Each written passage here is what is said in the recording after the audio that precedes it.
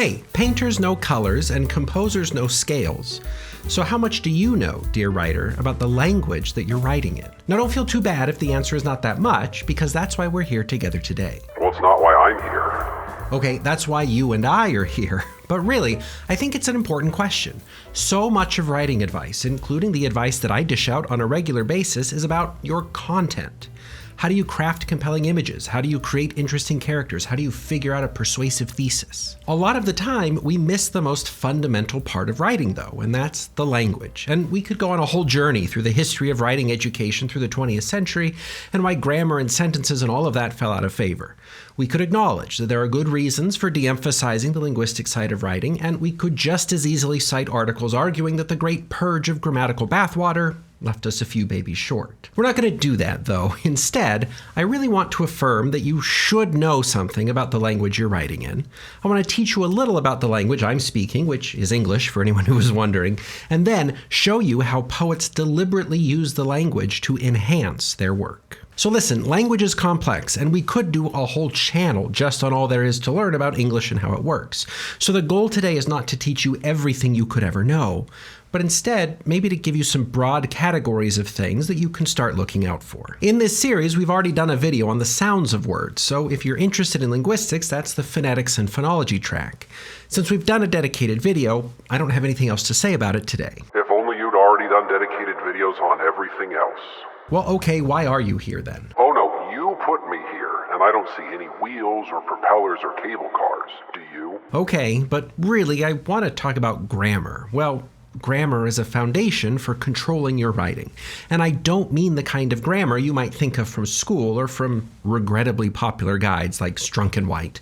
There, you'll mostly get stuffy rules about what stuffy people think you should and shouldn't do. No, when I say grammar, I just mean a basic understanding of how language works and how the pieces fit together, because that's your artistic medium.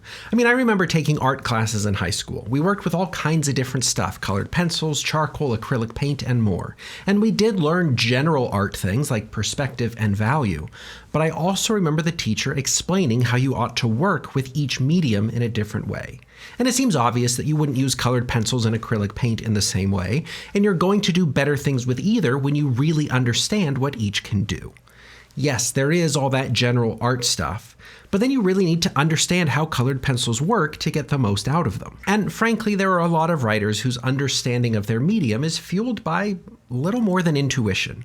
And that's fine. I'm not going to say that you can't be a good writer if you can't tell a restrictive modifier from a relative clause, but even if you are a good writer, I think you'll be a better one if you can. Just take this for example. You might have heard grammar gurus tell you that you can usually cut the word that because it's unnecessary. Jen said time was up and Greg couldn't believe it. Well, now we have a problem. It could be the case that Jen said time was up and Greg couldn't believe what Jen said, or it could be that Jen was talking to someone and said both that time was up and that Greg couldn't believe it. So if Jen said both things, then making the that explicit actually clarifies a potential point of misunderstanding.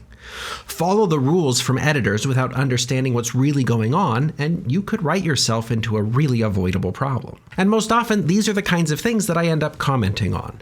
When you're vibing your way through language, as most people do every day, that's not really a problem until you get into more complex and artistic ways of using language. Anyone can use a colored pencil, but not everyone can use a colored pencil to its fullest potential.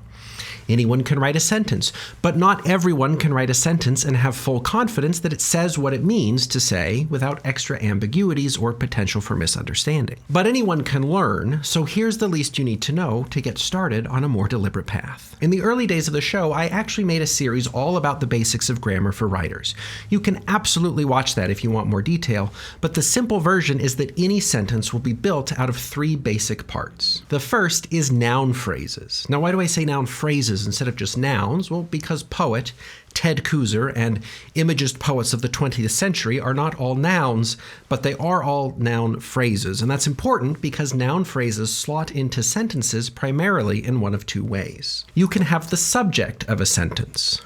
The poplars on the hill shivered. Here, the subject in general terms is the main character of the sentence and does whatever the sentence describes. But you can also have a noun phrase in an object slot. Bob hated the imagist poets of the 20th century. Here, Bob is a simple noun phrase serving as the subject, and the imagist poets of the 20th century is another noun phrase serving as the object of the verb. They are the target of the hate. Now, when you're building poetic noun phrases, there are some things to keep in mind. We've already talked about imagery and the importance of sensory details in your work, and more often than not, that will probably show up in your noun phrases. So a reliable principle to keep in mind is that concrete noun phrases are more effective than abstract ones. And by concrete, I mean noun phrases that describe actual stuff. This cat, that apple blossom, the magnificent Rockies as they rise over the plains, that white lasagna with peas and mushrooms you made one time. Concrete noun phrases give readers access to sensory experiences. All of these are things you can imagine encountering. Now contrast that with abstract noun phrases. The post-war era, my intractable sadness, parasocial obsession, or the void left in my life after you left. These are all ideas, concepts, defined categories, but not actual things. See, you know what's going on when you say my intractable sadness, but a reader would have no idea what that sadness actually felt like, or what caused it, or how it changed your behavior. The reader just doesn't get access to your intractable sadness in the same way they would get access to the white lasagna with peas and mushrooms. With abstract noun phrases, your reader can only hear you tell them about something. But with concrete noun phrases, they get to experience those things for themselves. And if poetry is about communicating experiences, well then obviously concrete experience-describing noun phrases are going to be more useful more of the time. Which bring us to verb phrases, which usually describe actions. The poplars shivered. Bob hated the imagists. I shot, edited, and posted several videos. But verb phrases are not just actions, they're also kind of the nucleus of a sentence. So as with just about any other word you write in a poem, but especially with verb phrases, you'll want to practice precision. And Ted Kooser borrows from a poem when teaching students about covering a hole in a wall so that the cold can't blank in. Now take a look and think about the verb you might put in that blank. Now the obvious choice is maybe get, cover that hole so the cold can't get in. Sure, but how can you create a new, compelling, concrete experience for the reader with your choice of verb? Cover the hole in the wall so the cold can't seep in, can't wriggle in, can't blow in, can't push itself in, or as the original poem actually says, so the cold can't mouse in. I mean, check out that verb. Now, classically, mouse is a noun and not a verb, but this is where we get into the art of language, my friends, and it's also why I'm talking about verb phrases instead of just verbs. See, a verb phrase is a container that goes in a particular part of a sentence. Get a verb phrase container and drop the word mouse in there, and then mouse becomes a verb that draws in all kinds of concrete associations that tell us so much more about how the cold gets into the room, like a mouse. And it's so much more than a conventional verb like get might. So the idea is that you can use precise and even unexpected or unconventional verbs to enrich the experience you share with a reader. But enrichment probably comes most obviously in the form of modifier phrases. These are phrases that tell us more about noun and verb phrases. Compared to modifiers, noun and verb phrases are pretty simple. Modifiers, though, can go in all kinds of places and do all kinds of things and come in all different kinds of forms, but don't get overwhelmed. If it's adding more information about something, it's a modifier. So the cat is a noun phrase, but the cat under the table is a noun phrase with a modifier in it. And Deb ran is a simple sentence, but Deb ran reluctantly is a simple sentence with a modifier in the verb phrase. Modifiers that modify noun phrases are adjectival modifiers. Modifiers that modify verb phrases or even other modifiers are called adverbial modifiers. Which brings us to that common complaint about adverbs. Listen, yes, modifiers can be a problem in your writing if you're using them to avoid precision in your noun and verb phrases. Saying Deb moved quickly is a missed opportunity to say that Deb darted or zipped or careened, but as in the above example, the adverbial in Deb ran reluctantly isn't really causing that same kind of trouble. And then when you get into larger adverbial phrases like Jeb hid in between the garbage cans behind the garage, well, obviously that modifier is not something your editor should tell you to cut. But again, this is the point. When you actually know what's going on in your sentences, you don't have to succumb to the conventional advice. Yes, common wisdom says to avoid adverbs, but that doesn't mean you should just go mindlessly cutting every word that ends in ly, and it also ignores the fact that many adverbial modifiers don't even end in ly at all. Then, when somebody on autopilot gets mad at you for having an adverb in your poem, well, if you know your stuff, you can stand up for yourself and tell them to get lost. And when in doubt, if they have opinions about grammar, just tell them to get lost anyway. Well, bud, you can't mean that. I said get lost. Well, obviously I can't. I'm in the middle of something. Well, I extra can't go anywhere, so if anyone's getting lost, it has to be you. Again, I don't know what's got you so fussy. You're boring me. Okay, but I'm doing this right now. Maybe we can work on something together later. Oh, just do some examples. Well, I was about to anyway. Sure. Well, okay. Let's look at the opening stanza of Shoshana Shai's poem, Bringing My Son to the Police Station to be Fingerprinted. My lemon-colored whisper-weight blouse with keyhole closure and sweetheart neckline is tucked into a pastel silhouette skirt with side-slit vents and triplicate pleats when I realize in the sunlight through the windshield that the cool yellow of this blouse clashes with the buttermilk heather in my skirt, which makes me slightly queasy. Just look first at the structure of the sentence. Put really simply, it goes like this. My blouse is tucked into my skirt when I realize they clash, which makes me queasy. So even though there's a lot more going on in these phrases, the overall structure is actually pretty simple.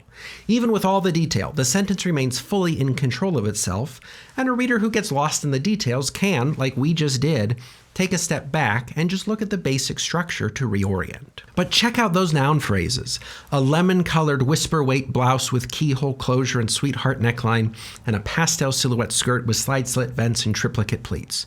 Look at the specificity, the concreteness of the details. A blouse and skirt, yes, but a blouse and skirt with layers and layers of detailed modification. And for my humorless editor friends out there, check out that ly adverb. Don't delete it, because the clashing yellows do not just make the speaker queasy, they only make the speaker slightly queasy. When we speak of the art of language, we're getting a good dose of it here. But I also want to be clear that it's not just fancy modifiers and details for the fun of it. Think about how this opening stanza plays against the title. If we know that this poem is about a parent taking their child to the police station to be fingerprinted, well, what's up with this minute focus on what the speaker is wearing? Why would the clashing yellows make the speaker slightly queasy? Of course, there are plenty of reasons a person could be fingerprinted, but we're at the police station, so it's not unreasonable to suppose that maybe the speaker's son is in trouble with the law. From there, we might understand the speaker's exaggerated focus on their own clothing as an exaggerated focus on the way they present at the police station. Probably, the speaker is going to great lengths to look presentable, to make a good impression, and to appear at the police station like a law-abiding citizen, hoping that it will reflect positively on the son being fingerprinted. But, horror of horrors, the yellows clash, the jig is up. Neither the son nor the speaker are respectable, slightly queasy, QED. Yes, the specifics help the reader to experience the concrete details of the moment, but those concrete details also reveal the speaker's state of mind. We're not just learning about clothes, we're learning about a speaker who is preoccupied with looking presentable and who is distressed by the clashing mismatched yellows. Anyone can describe stuff, but like we've talked about before, that description should serve a purpose, and here the detailed modifiers in these noun phrases do just that. When we think of poetry, it's easy to think that the art of language means using the fanciest, show-offiest language you can muster. We just saw a great example of how describing a blouse with precision can be more interesting and poetic than just mentioning a blouse. But artful language doesn't have to be elaborate. Just take a look at this middle section from Stephanie Bishop's On the Psychological Effect of Living with Houseplants. My husband takes pity on the limp leaves. He worries about them and waters the plant with care from a special can with a long, narrow spout that allows him to direct the water with great precision at the very base of the plant where the pale stem descends into the pot of soil. I am grateful that he does this because I cannot, because the thoughts I direct to the plant are the same thoughts I direct to myself, which are the thoughts I realize that my mother directed to me. You don't need to eat yet. You can't possibly still be thirsty. How can you be tired already? Surely you can do better than that. Both my husband and I humanize our houseplants. We anthropomorphize them, and because of this, I look at the living plant and think it should make its livingness go a little further. Stretch it out, test it, live harder on less, strive to be upright, and each time I do this, I feel myself dehumanized, little by little more. I would like not to be this kind of person, this person who refuses to give water when water is so clearly needed, but it runs in the family, this failure to keep houseplants alive. Now, there's nothing particularly showy about the language here. I should say there's nothing particularly showy about the word choice here. These are all fairly normal words doing fairly normal things. Again and again, this poem proposes an idea, makes a statement, and then repeats, recasts, or reformulates it. The speaker doesn't want to be this kind of person, and then restates and elaborates, this person who refuses to give water, and it runs in the family. What runs in the family? This failure to keep houseplants alive. No single noun or verb phrase is dressed up very much in this piece, but there's an accumulation of equivalent noun and verb phrases. As before, yeah, we can talk about how this is just a technique that you could try out, but think about how these heaps of synonymous phrases add to the feel of the poem. If the poem is, as the title suggests, telling us about the psychological effects of living with houseplants, what does this grammatical choice to have long series of phrases that repeat with variation do for the poem? Where the previous piece was precise in its elaborate descriptions, this one feels more meandering, more like it's searching for the right way to say something. This is a poem, not a live performance, so if the poet really were searching for the right words, she could have just deleted the attempts and published a poem that were a fourth as long. But it's all here. So we get to see a speaker who is trying to figure this out, whose mind gets stuck on something and loops a little on an idea before moving on to loop on something else. And I want to be careful to point out that, as we'll see later on, these stacks of equivalent phrases can be used to create meaningfulness in different ways by different poets at different times. Now, the meaning of a word like apple is reliably the same in all contexts, but the meaning of multiple verb phrases clustered together is not fixed in the same way.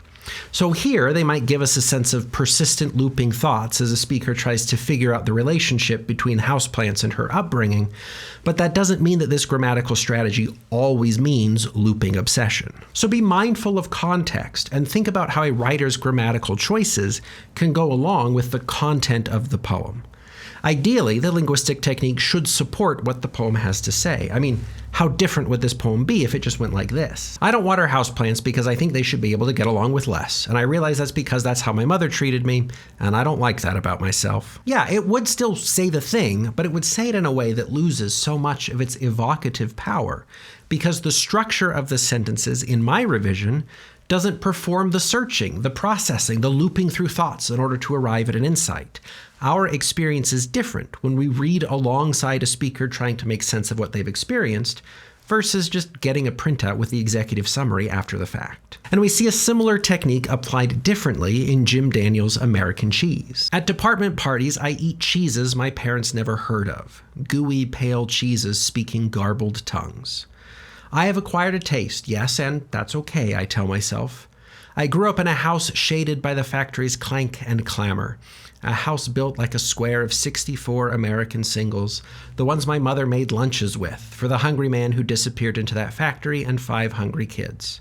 American singles, yellow mustard, day-old Wonder Bread, not even Swiss with its mysterious holes. Check this out. In that first sentence, we get a repeated noun phrase, cheeses my parents never heard of. It gets recast as gooey pale cheeses speaking garbled tongues.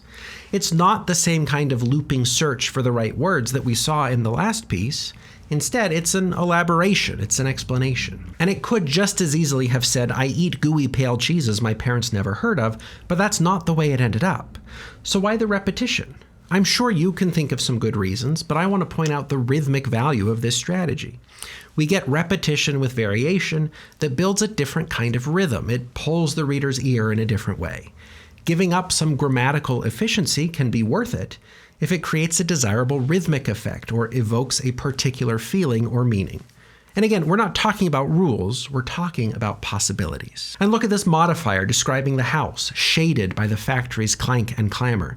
Strictly, technically speaking, a building can't be shaded by clank and clamor because, as you well know, clank and clamor is sound, and sound is not an opaque object that blocks light to cast a shadow. But this is like the example we saw earlier with the cold mousing in. It's an inventive use of language that deviates from the norm, but it also contributes to the vibe. How is it different to be shaded by clank and clamor versus being shaded by walls and smokestacks or even surrounded by clank and clamor? And look at those lunches. Again, we get a stack of noun phrases, but here it works differently. They're not equivalent repetitions. It's American singles, yellow mustard, day-old Wonder Bread, and they're separated by periods. In the previous poem, we got looping repetitions joined by commas that evoked this kind of ongoing thought process. Here, we get a 3-ingredient recipe for sandwiches with each component dropped matter-of-factly in its own sentence. It's blocky and terse. And compare that then to the cheeses we encounter at the beginning. The fluid, rhythmic repetition of pale, gooey cheeses with that elegant M dash, and then the American singles, full stop, yellow mustard, full stop, day-old Wonder Bread, full stop. Again, grammatical choices, like a more connected fluid description of imported cheeses, followed by a terse, disconnected naming of domestic food products, contribute to and enhance what the poem has to say. Using different grammatical strategies at different points in the poem serves to amplify the difference between these two kinds of cheese. Yes, they're described differently, but the sentences around them are also built differently. And that makes the difference between the speaker's university parties and factory childhood even starker. But let's wrap up with the first sentence in Alberto Rios's Rabbits and Fire, which shows, again, what's possible when a poet really knows their medium. Everything's been said, but one last thing about the desert, and it's awful.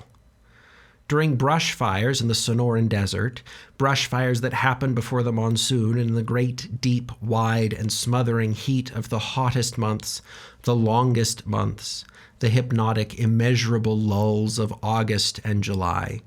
During these summer fires, jackrabbits and everything else that lives in the brush of the rolling hills, but jackrabbits especially, jackrabbits can get caught in the flames, no matter how fast and big and strong and sleek they are. There's a lot we could say. The poem announces its intent, to say one last awful thing, then it starts to say it. We get the initial noun phrase, a new noun phrase that rephrases and specifies, and then listen to the words when we get into the great, deep, wide, and smothering heat of the hottest months, the longest months, the hypnotic, immeasurable lulls. The sentence is describing long, hot, smothering days at the end of summer, and the sounds of the words and the structure of the sentence plays along. Hottest stretches into longest, and the repetition varies a little as it becomes hypnotic, immeasurable lulls.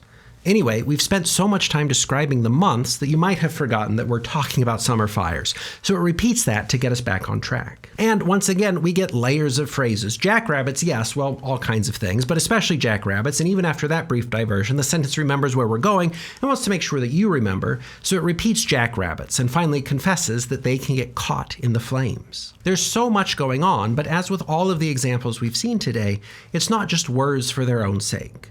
So why do we have to wade through so much sentence to get to that awful point that jackrabbits get caught in flames?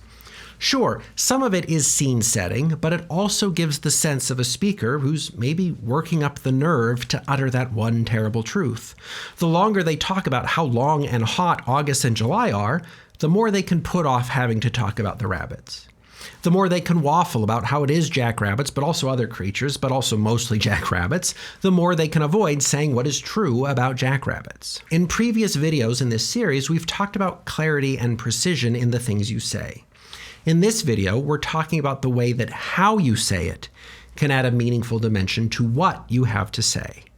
Again, it can be helpful to consider alternatives, so what if it were just like this? Listen, it's hard for me to say this, but during summer fires, jackrabbits sometimes get caught in the flames. It says more or less the same thing, but the actual poem says it in a way that performs that reluctance, and that also eases us in with such a fascinating syntax and soothing rhythm that we want to keep reading even though we know something awful is coming.